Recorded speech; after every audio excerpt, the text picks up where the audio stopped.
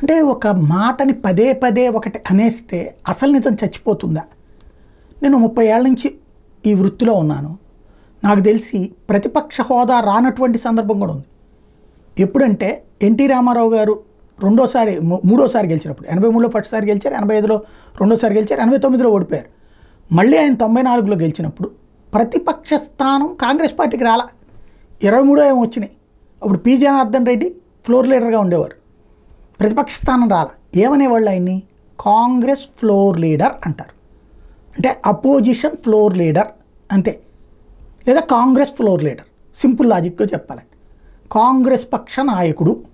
ఇప్పుడు మొన్నటిదాకా కేంద్రంలో పార్లమెంట్లో కాంగ్రెస్ పార్టీకి అవసరమైనట్టు 10% సీట్లు రాలేదు. రాకపోయినప్పుడు ఏమన్నారు? అప్పుడు కాంగ్రెస్ పక్ష నాయకుడు అన్నారు. అంతే కదా, వాళ్ళే అపోజిషన్ పాత్ర పోషించారు. ఇప్పుడు జగన్మోహన్ రెడ్డి ఒక్క ఎమ్మెల్యే కాదు కదా, ఆయన ఒక ఎమ్మెల్యే, వైఎస్ఆర్ ఆయన ఒక ఎమ్మెల్యేగానే చూస్తాం మేము అనే ఓ దిక్కుమాలినటువంటి వివరణలు ఏంటి? 11 మంది ఎమ్మెల్యేలకు ఆయన ఒక నాయకుడు, ఫ్లోర్ లీడర్. ఇందులో 2 కోణాలు. ఒకటి, వైఎస్ఆర్ కాంగ్రెస్ పార్టీ పక్ష నాయకుడిగా గుర్తించమని వాళ్ళ శాసనసభాపక్షం చేత ఒక తీర్మానం చేసి స్పీకర్కి ఇవ్వడం ఒక ఆస్పెక్ట్.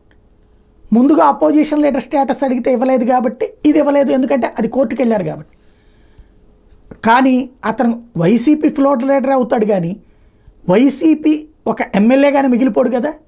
ఈలోపుగా ఈ ప్రచారం వ్యూహాత్మకంగా చేసుకొస్తూ మానసిక సంతృప్తి పడుతున్నారు.